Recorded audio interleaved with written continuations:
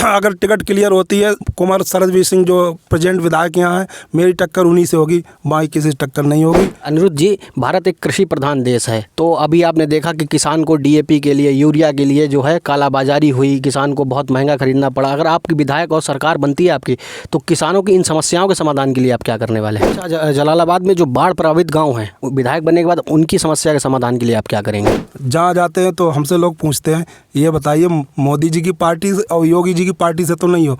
तो हम कहते नहीं, हम बहन जी की पार्टी से। नमस्कार, मैं हूं हर्षित मिश्रा, आप देख रहे हैं द गली मोहल्ला शो। आज हमारे साथ खास बातचीत के लिए मौजूद हैं जलालाबाद विधानसभा क्षेत्र से बहुजन समाजवादी पार्टी के प्रत्याशी अनिरुद्ध यादव जी। बहुत बहुत स्वागत है आपका हमारे शो में। धन्यवाद मिश्रा जी। अनिरुद्ध जी, सबसे पहले तो आप हमारे दर्शकों को ये बताइए कि आपकी प्रारंभिक शिक्षा दीक्षा कहाँ से हुई है और अब मूल निवासी कहाँ के हैं?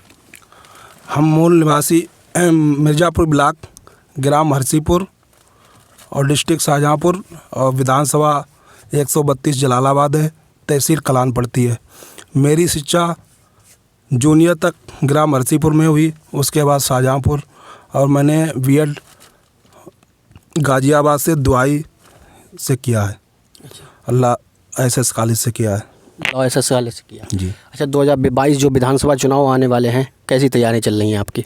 हमारी तैयारी बहुत अच्छी चल रही है, क्योंकि कोविड-19 में हमारे पापा नहीं रहे 8 महीने पहले।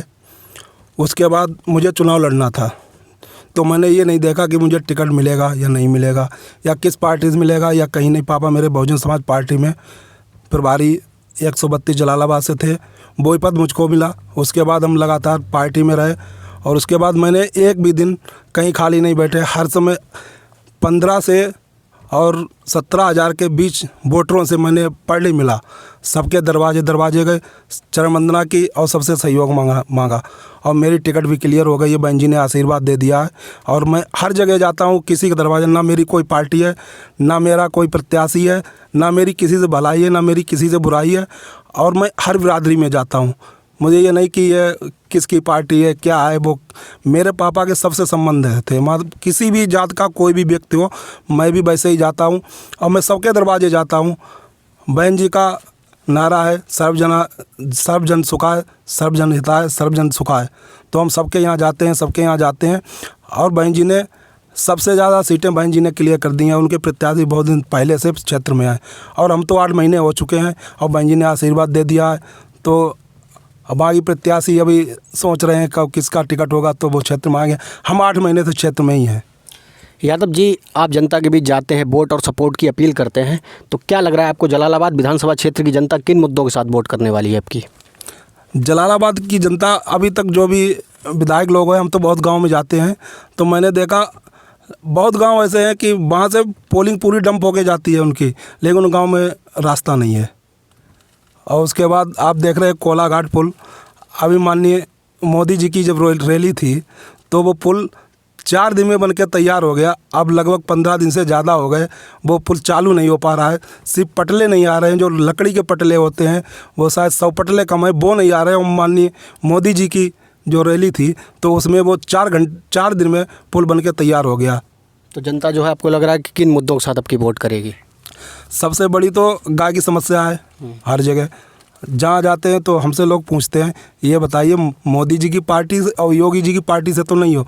तो हम कहते नहीं, हम बहन जी की पार्टी से हैं, और बहन जी का हर गांव में वोट है। जो आप गांव-गांव जाते होंगे, सबसे ज़्यादा समस्या आप जैसे बता रहे हैं, हमारी टीम ने भी जगह जगह सर्वे किया है विधानसभा क्षेत्रों में, तो वहाँ से सबसे बड़ी ग्रामीण क्षेत्र सबसे बड़ी यही समस्या है कि आवारा पशुओं से किसान का बहुत नुकसान होता है, और रात भर किसान को जागना पड़ता है अपनी फसल की सुरक्षा करने के लिए। अगर आपको जनता मौका देती है, आप विधायक बनते हैं, तो अपनी विधानसभा क्षेत्र में इस समस्या के समाधान के लिए आप क्या करने वाले हैं? आपको बता दें कि ये पिछली जो सरकार बनी थी, ये सरकार सिर्फ गाय के मुद्दे पर बनी थी, और इस सरकार ने कुछ नहीं किया, किसानों के लिए कुछ नहीं किया। और आपको बता दें, पूरी 5 साल में ऐसा कोई विधायक नहीं था इस सरकार का कि जो इस गाय वाले मुद्दा पे वहाँ विधानसभा में ये मुद्दा उठाता। तो अगर हम विधायक बनते हैं, यहाँ की जनता हमको चुनती है, तो सबसे पहले हम ये गौ माता बोल के इन लोगों ने सरकार बनाई, और गाय को हम हिंदू लोग माता मानते हैं, तो हम सबसे पहले ये मुद्दा विधानसभा में उठाएंगे, और ये करेंगे कि जो ये ग्राम पंचायत स्तर पे हम गाय के लिए व्यवस्था करेंगे। अगर विधायक बनते हैं तो हर ग्राम पंचायत में सब लोगों से कहेंगे कि आप लोग रात में अगर विधायक बनते हैं तो ये लोग रात में जगते हैं, खाना नहीं खाते हैं, रात भर सोते नहीं हैं। हम लोगों से कहेंगे कि आप लोग गाय इकट्ठी करिए, हम उनका इंतजाम करते हैं, इलेक्शन के बाद हम विधायक बनते हैं तब। अभी तो अगर हम कुछ करेंगे तो आचार संहिता लगी है तो हमारे ऊपर मुकदमा लिख जाएगा, ऐसा कुछ नहीं करेंगे। इलेक्शन के बाद जब हम विधायक बनेंगे तो सबसे पहले विधानसभा में ये मुद्दा उठाएंगे जो आज तक किसी विधायक ने नहीं उठाया। अच्छा, जलालाबाद में जो बाढ़ प्रभावित गाँव हैं, विधायक बनने के बाद उनकी समस्या के समाधान के लिए आप क्या करेंगे? बाढ़ प्रभावित जो क्षेत्र हैं वहाँ पे ठोकरें लगनी है, और बरेली में बांध बन चुका है, अब बाढ़ बहुत कम आएगी।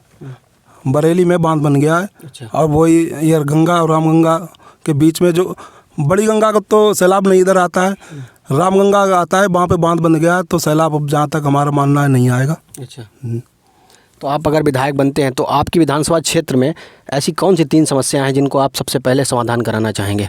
सबसे बड़ी समस्या तो कोलाघाट का पुल ही है जी। अगर सरकार चाहती तो ये पुल 2 महीने में बनके तैयार हो जा सकता है, क्यों एक कुआं है, एक कुआं 2 महीने नहीं 3 महीने में बन जाएगा। लेकिन सबसे पहले एक समस्या ये है, दूसरी गाय वाली समस्या है। एक समस्या बहुत बड़ी है इस जलालाबाद में, पीएचसी जो छोटे हॉस्पिटल जो गांव बने हुए हैं वो कोई चालू नहीं है। अब कोविड जब होता है तो लोग इधर उधर भागते हैं। हम विधानसभा में पहुँचेंगे तो ये मुद्दा उठाएंगे कि जो पीएचसी हैं उनको चालू किया जाए और वहाँ पे डॉक्टर नियुक्त किया जाए। अब बना दिए हैं, वहाँ बिजली भी नहीं है और ना कोई डॉक्टर है। अगर वो व्यवस्था हो जाती है तो लोगों को बहुत आराम मिलेगी, इधर उधर नहीं जाना पड़ेगा। लोग दवाई के उसमें बहुत ख़त्म हुए हैं कोविड में, क्यों हम तो भुक्तभोगी हैं। यादव जी, हमारी टीम ने जब आपकी विधानसभा क्षेत्र में सर्वे किया जलालाबाद में, तो आपके पिताजी स्वर्गीय केपी सिंह यादव जी, तो जनता का कहना था कि शिक्षा की अलग जगाई है उन्होंने यहाँ इस विधानसभा क्षेत्र में। तो जर्जर शिक्षा व्यवस्था जो होती जा रही है दिन पर दिन, आपको उसमें सुधार करने के लिए आपके पास क्या उपाय है?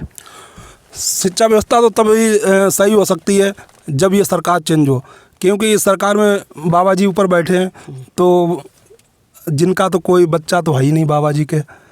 अब जिसके बच्चे हैं उनसे पूछिए शिक्षा क्या हालत हो रखी है।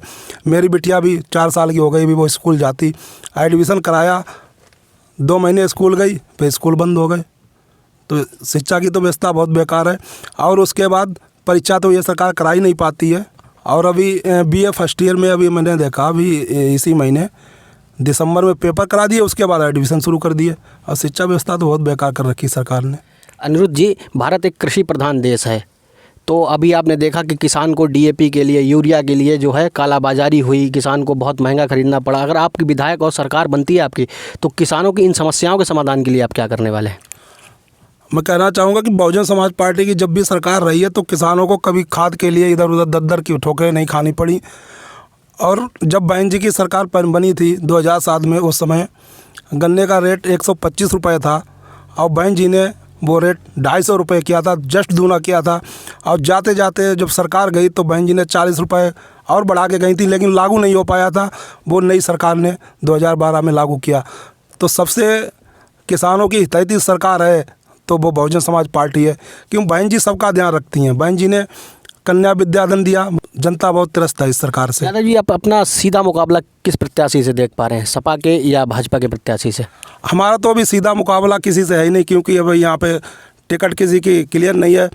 अगर टिकट क्लियर होती है, कुंवर शरदवीर सिंह जो प्रेजेंट विधायक यहाँ हैं, मेरी टक्कर उन्हीं से होगी, बाकी किसी से टक्कर नहीं होगी। अगर खबर तो ये भी चल रही है कि जो है नीरज मौर्य जी हैं वो सपा में जा सकते हैं और उनका टिकट हो सकता है, तो वो आपको किस प्रकार जो है टक्कर दे पाएंगे? वो उनसे मेरी कोई टक्कर नहीं होगी, क्योंकि उनके पास मौर्य और कुशवाहा वोट ही है और बाकी यादव वोट तो मेरे पास है, तो मेरी उनसे टक्कर नहीं होगी। आप हमारे चैनल द गली मोहल्ला शो के माध्यम से अपनी क्षेत्रीय जनता से क्या अपील करना चाहेंगे? हम अपनी क्षेत्रीय जनता से अपील करेंगे, क्योंकि ये बाहर से लोग आते हैं, उन्हें बहला फुसला के वोट ले लेते हैं और भोली वाली जनता को ठग लेते हैं। अब 5 साल तक क्षेत्र में नहीं दिखाई देते हैं। और मैं बताऊंगा कि 15 साल तक विधायक रहे, कोई 10 साल तक रहे, अगर ये लोग 10-10 रोड बनवाते तो भी हमारी विधानसभा के सारे रोड बन जाते। कई गांव ऐसे हैं जहां भी रास्ता नहीं है जाने की। हम तो वोट मांगते हैं, बाकी कोई प्रत्याशी दिखाई नहीं दे रहा है। हम पहले 15 से 16 गाँव में वोट मांगते हैं, सबके दरवाजे जाते हैं, तो बहुत बड़ी समस्या है। तो हम सब लोगों से यही अपील करना चाहेंगे कि अपने क्षेत्र का विधायक बनाए। अभी तक जितने भी क्षेत्र में विधायक बने हैं, उन विधायकों ने पब्लिक से पैर छुपाए हैं। हम एक ऐसे विधायक बनेंगे, अगर क्षेत्रीय जनता हमें चुनेगी तो हम उनके पैर छुएंगे उल्टे, और विकास भी करेंगे इस 132 विधानसभा का।